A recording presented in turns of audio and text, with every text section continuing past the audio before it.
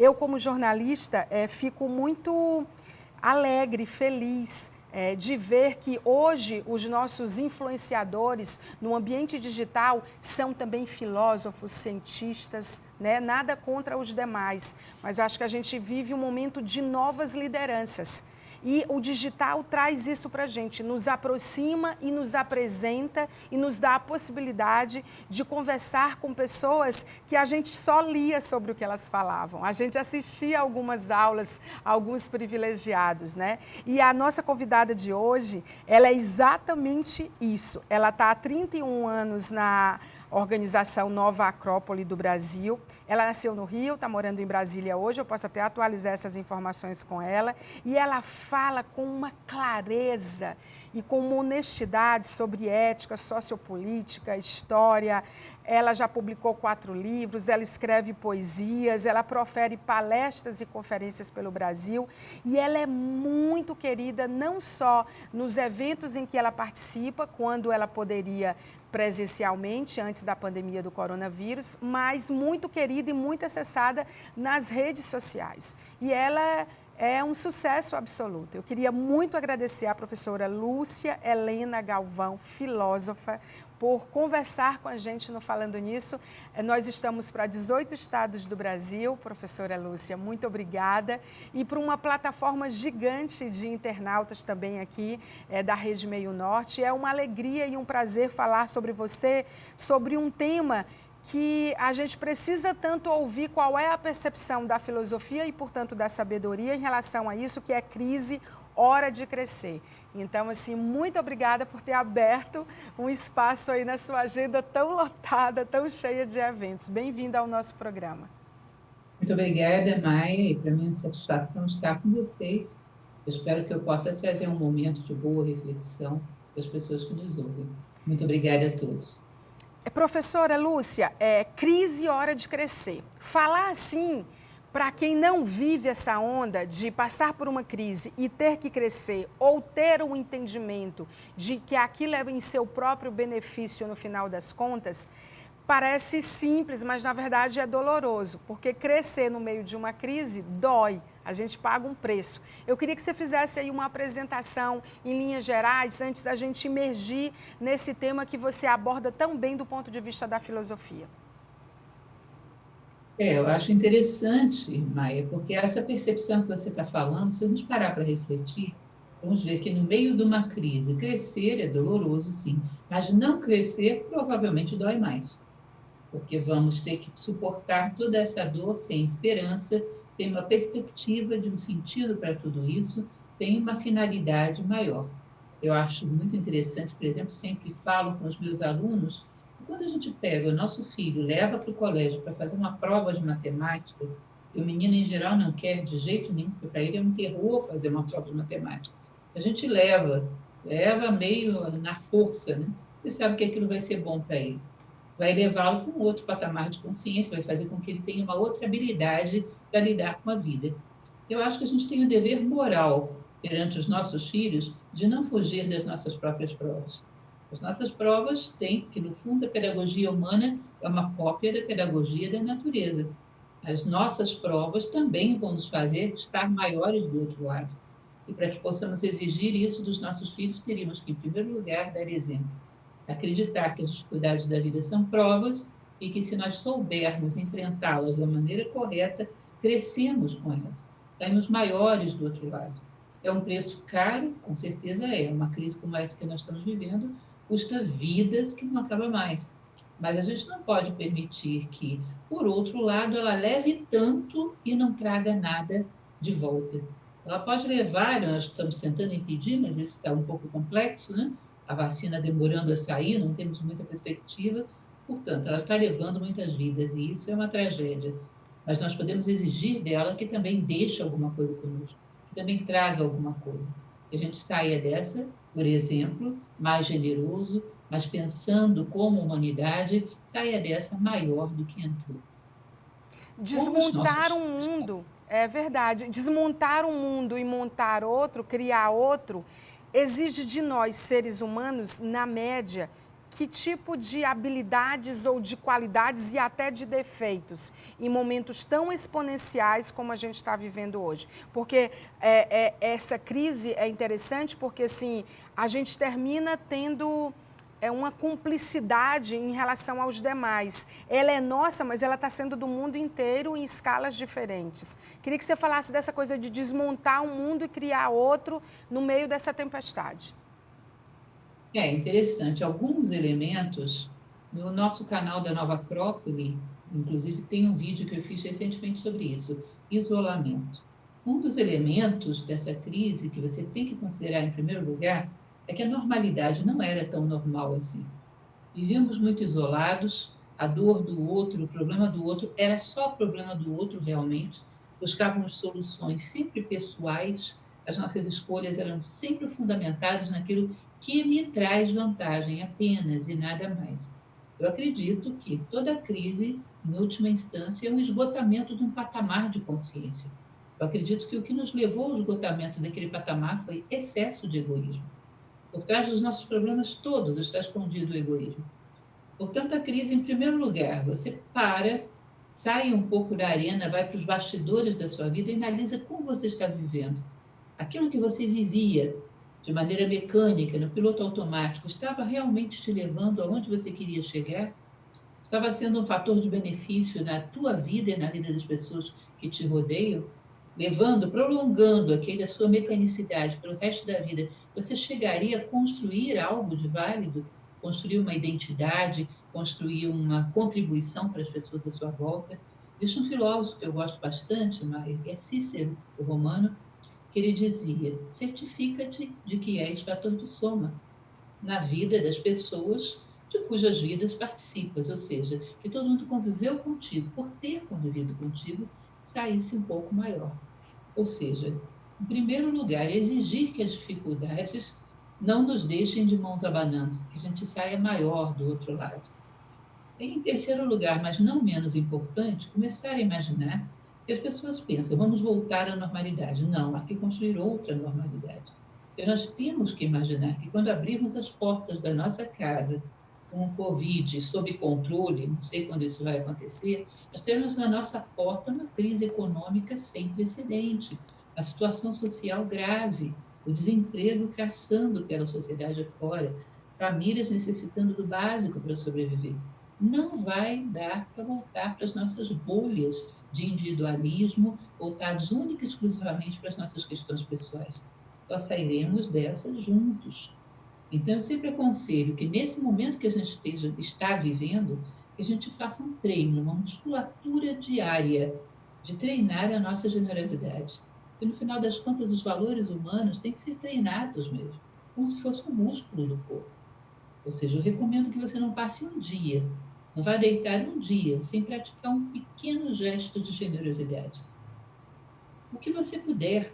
Bom, eu pego o telefone e ligo para um amigo que está na quarentena sozinho dentro de casa. Ligo e digo, olha, você pode contar comigo, estou com você. Ou eu ligo para um supermercado, mando entregar uma cesta básica numa instituição que está fazendo distribuição disso. Ou eu coloco uma frase nas redes sociais dizendo, nós vamos sair dessas, confiem, tenham esperança, e vamos trabalhar todos juntos. O que você puder fazer. Ou seja, você está caminhando dentro da crise, você não está paralisado, você não deixou ela te congelar, você está crescendo no meio dela. De tal maneira que quando tivermos que sair para voltar para a cena, voltamos mais preparados. Preparados para pensar mais como humanidade. Porque não vamos conseguir reconstruir tudo isso. Tivemos uma boa desmontada na nossa economia, no Brasil e no mundo, uma situação delicada. Não vamos voltar a construir isso usando as mesmas ferramentas que foram usadas para desmoronar isso. Que desmorona qualquer sistema de egoísmo. Ou seja, para reconstruí-lo é o oposto. É mais altruísmo, é mais empatia, é mais fraternidade. É interessante quando você, professora, coloca a questão do egoísmo, porque no momento como esse, nós todos nos sentimos vítimas de algum modo. E uma vez vitimizados, a gente tem as percepções diferentes, né? Embaçadas em relação à própria realidade, em relação a gente mesmo. Eu acho assim, de uma clareza você colocar a questão do egoísmo diante disso que a gente está vivendo para nos sacudir, porque assim, se o mundo está nos obrigando a mudar, a gente consegue ter essa percepção que estamos sendo, em alguma medida, egoístas também e que onde estamos podemos alcançar outras pessoas, por que a percepção da gente em relação a gente mesmo tende a ser tão vitimizada? E quais são os escapes e os atalhos que, na sua opinião, a gente pode tomar, além do que você citou brilhantemente, mas nos aprofundando mais em relação a isso, para poder a gente escapar da gente mesmo, do nosso próprio espelho, da nossa própria vaidade e do nosso próprio egoísmo, professora? Eu costumo comentar com os meus alunos, e tenho falado muito nessa crise, que colocar a culpa de tudo no outro é a segunda maior invenção do mundo. A primeira é a roda, a segunda é colocar a culpa de tudo no outro. Só que tem uma contraindicação terrível. Se eu coloco a culpa de tudo no outro, quem tem que crescer é ele, e eu não. A roda te faz girar. O colocar a culpa no outro faz com que você fique paralisado. Em primeiro lugar, existe o comodismo, né? Então, eu sou vítima, alguém fez isso e alguém vai ter que me tirar daqui. Eu não participei em nada no terreno das causas. Portanto, não tenho nenhum compromisso no terreno das consequências. Isso é uma ingenuidade. Nós somos participantes ativos de uma sociedade onde o egoísmo é a palavra do dia. E temos que saber ver isso dentro da nossa vida. Em segundo lugar, existe o medo de se comprometer e até o medo de crescer, que é uma coisa muito interessante. E eu digo, bom, a partir de agora eu vou ser mais generosa. Eu tenho medo do que isso vai pedir de mim lá na frente. Eu tenho medo de abrir mão do meu conforto, daquele mundinho isolado que eu criei, onde só interessa o meu bem-estar e de meia dúzia de pessoas à minha volta. Enfim, medo de crescer. Gera um auto-boicote complicado. E o antídoto que eu sempre recomendo, que é bastante básico e fundamental, é, toda vez que nos sentirmos vítimas, pensar menos na nossa dor e mais na dor do outro. Ah, eu me sinto tão sozinho, estou ficando deprimido. Pense em pessoas que perderam um, às vezes dois entes queridos. Pense em pessoas que estão com as suas famílias dentro de casa, que perderam o emprego e não tem como ficar isolado dentro de casa, porque se sai é o Covid, se entra é a fome. Pense nas pessoas que estão numa situação desesperadora por aí. Existe uma filósofa que eu admiro muito, chamada Helena Blavatsky. Ela dizia que você não deve deixar secar a lágrima que corre do teu rosto enquanto não fizeres o possível para secar a lágrima que corre do rosto do último dos mortais. Ou seja, quando pensamos na dor do outro, a nossa parece pequena, porque de fato ela é. A nossa parece uma coisa que dá perfeitamente para contornar. E nós percebemos que não existe terapia melhor para curar qualquer angústia, qualquer ansiedade do que a prática do bem. Já tive a oportunidade de conversar com vários especialistas e eles me dizem a mesma coisa. Não existe medicamento melhor para combater a ansiedade, a depressão, qualquer mal, a solidão, do que você praticar o bem no limite das suas possibilidades. Quem faz o seu melhor faz tudo o que se pode esperar dele. E quem faz o seu melhor, em geral, merece o sono dos justos, está em paz. Amanhã farei um pouquinho mais. Eu darei o meu melhor a cada dia. Existe um filósofo do século passado, chamado Sri Ram, que ele dizia, você deve perder o seu coração todos os dias e depois partir em busca dele. Aí você descobrirá que o seu coração é o coração de todas as coisas.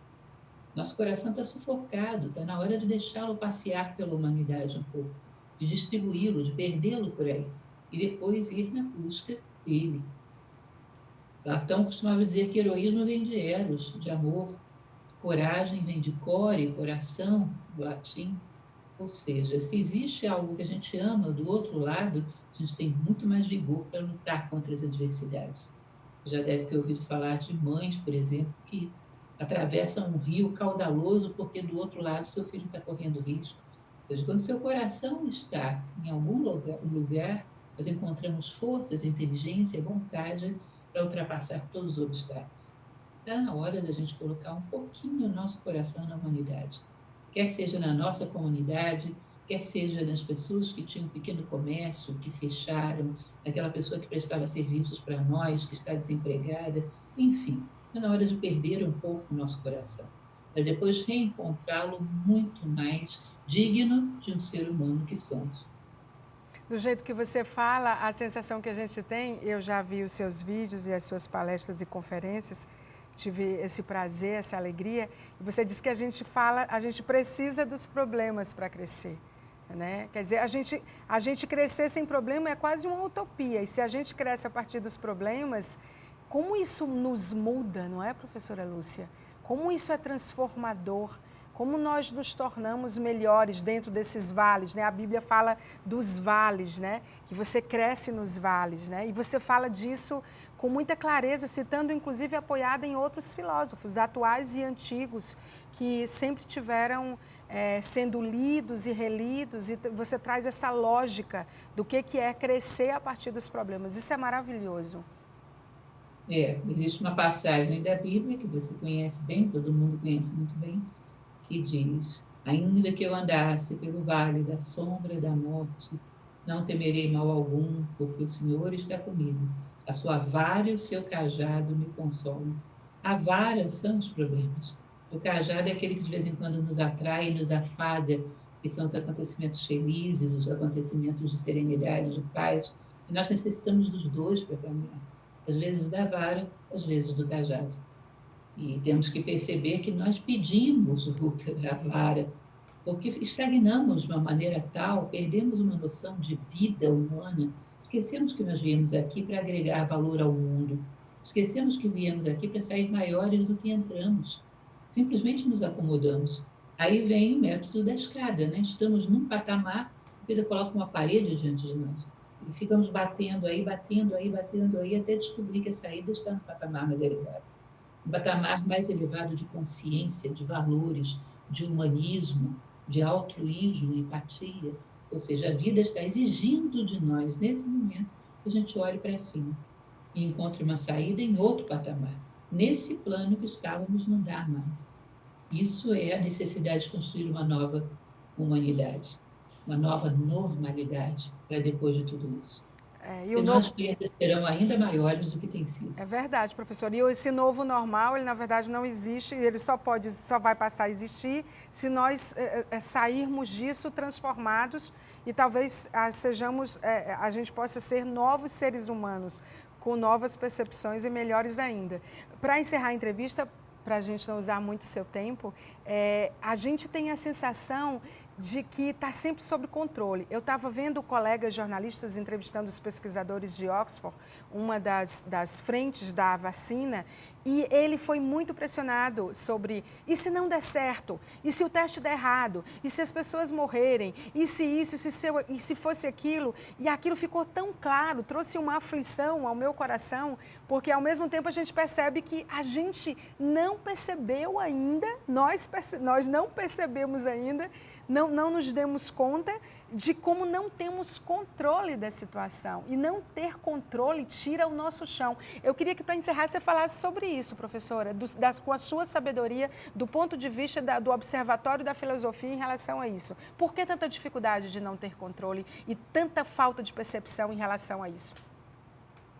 Uma coisa interessante se nós formos observar, tem muito a ver com o que falamos ainda há pouco, do comodismo, da falta de uma perspectiva de vida onde você se sinta corresponsável. Não é só o cientista que tem que varar dias e noites tentando descobrir a vacina, ou o médico, o enfermeiro que tem que varar dias e noites tratando do doente. Todos nós temos uma parte da solução. E todos nós podemos minimizar o contexto global da pandemia. E você, quando vê que vem se aproximando uma crise, ao invés de se encolher e simplesmente ficar esperando que alguém faça alguma coisa, dentro do palco que a vida te deu, der o seu melhor, você ajuda e muito. Nós poderíamos estar todos os dias com os nossos amigos, com as redes sociais que temos, insuflando esperança nas pessoas, porque hoje as pessoas estão tendo problemas psiquiátricos dentro de casa, por causa do desespero. Poderíamos, sim, estar fazendo uma força-tarefa, juntando com todas as instituições que estão aí trabalhando para isso, inclusive Nova Acrópole, de que sou parte, está distribuindo cestas básicas e muitas outras muito sérias estão fazendo. Bom, eu vou colaborar com isso, eu vou convidar todos os meus amigos, eu mesmo vou estimular, eu mesmo vou ser um ponto onde eles possam mandar entregar essas cestas, depois vou dar um jeito de fazer chegar lá. Ou seja, procurar o aporte que cada um de nós pode dar. E a solução, ela não é a solução que um homem dá, ela é uma solução multifacetada. O dia que um cientista vier e criar essa vacina, bom, vai haver um tempo aí até que todos sejam cobertos pela vacina e a doença cessa. Repito, nós temos um painel de polarização política, temos um painel de caos social, no momento em que nós precisamos estar unidos. Você tem falado uma palavra de união? Que quando nós vivemos uma situação, como falávamos ainda há pouco, que a única saída será estarmos unidos, só sairemos dessa se estivermos juntos, o maior vírus que tem é o vírus do ódio coletivo, da dissensão, da separatividade. Você está criando alguma vacina para combater esse vírus? Você tem falado em prol da unidade? Essa é uma vacina que está nas tuas mãos criar. Nós temos que perceber que existem muitos elementos que vão fazer com que essa crise seja superada, que saiamos todos maiores.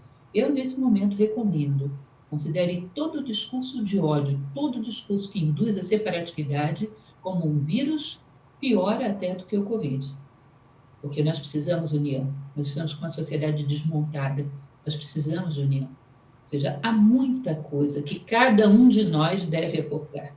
E não esperar que simplesmente um homem ou dois fiquem fazendo tudo enquanto nós nos protegemos. Ah, mas eu não posso sair de casa. Nem eu. Mas desde que isso começou, eu tenho feito 3, 4 lives por dia, falando para as pessoas, calma, vamos sair, vamos ter esperanças, faça isso dentro da sua casa. Cada um de nós pode fazer um pouquinho. Mas você vai dizer, isso não é grande coisa. Olha, talvez sozinho não. Mas juntando com o que você pode fazer, com o que o outro pode fazer, com certeza vai ser grande coisa. Um homem só não vai resolver esse problema. Portanto, saia da passividade e comprometa-se. Não estou dizendo para você sair de casa, fique em casa, use toda a segurança. Isso, nesse momento, não é uma questão de opção. Agora, entenda, dentro do palco que a vida te deu, faça o seu melhor show. A vida, como um todo, tem palcos limitados. Dentro desse palco que a vida te deu, faça o seu melhor. Sem arredar pé da sua casa, você pode fazer muita coisa. Verdade. Eu vou criar uma hashtag a partir de hoje à noite, quando eu for comentar essa entrevista maravilhosa. E a hashtag vai ser Eu Também Sou Vacina. Eu também sou vacina, né? Eu também sou vacina. Professora, você é tão lida, tão acessada, tão querida. Quando a gente anunciou, eu fui desafiada por um internauta e um telespectador, Gabriel, o nome dele, que disse, olha, a maior entrevista que você pode fazer no seu programa, e toda segunda a gente faz entrevistas nacionais no nosso programa, é com a professora Lúcia Helena Galvão. Se criou uma corrente, queremos a professora Lúcia Helena Galvão. E a gente olha para você, você fala com serenidade, com seriedade, com um equilíbrio que, mesmo você sendo tão acessada hoje, tendo tanta oportunidade de falar com essas pessoas, você usa esse canal de um jeito, conversando com você, dá para entender mais ainda, eu já sabia, porque que as pessoas gostam muito de quando você fala, né? Você fala realmente de um modo visceral, viu? Incrível muito isso, obrigada. Professora, incrível. Você é muito... Eu adorei a sua hashtag, vou copiar. Eu também sou vacina. É incrível isso. Você me deu vários insights aqui. Durante essa entrevista de 20 minutos, eu tive vontade de chorar, eu tive vontade de rir, eu tive vontade de silenciar e só deixar você falar. É incrível, é realmente incrível. Por isso que você é o que é hoje. Todo mundo acessa você e lê as coisas que você escreve e escuta você. Você escuta quem? Eu escuto todas essas pessoas, como estou te escutando agora, para tentar tirar de tudo uma síntese que me permita ser um pouquinho maior amanhã. Escuto grandes homens do passado e do presente, mas também todos os seres humanos têm dentro de si uma parte do quebra-cabeça que me interessa muito. Todo ser humano tem muito para me ensinar. Eu tenho ânimo de aprendiz, eu acho que todos nós poderíamos desenvolver isso também. Ânimo de aprendiz. O ser humano que está diante de você é um mistério. O mistério hoje é você, Eu espero que a gente saia daqui maiores do que éramos antes. Sim, com certeza. E para encerrar, já que você citou a Bíblia diz, tem de bom ânimo, eu venci o mundo, né? Deus falando. Então, acho que você traz essa palavra de ânimo, de sacudir e de tirar isso que a gente está vivendo, que fica sendo tão pesado. E eu ouvi você falar com essa clareza, à luz da filosofia, que você tanto ama, está claro isso, para a gente foi muito importante, particularmente no dia de hoje, por vários motivos, Muito obrigada, professora Lúcia Helena Galvão. Que alegria poder falar com você e que privilégio ter um microfone e estar num grupo de levar a sua palavra para tanta gente e os seus esclarecimentos e a sua sabedoria à luz da filosofia para tanta gente. Muito obrigada. Obrigada a você. Até mais. Muito obrigada.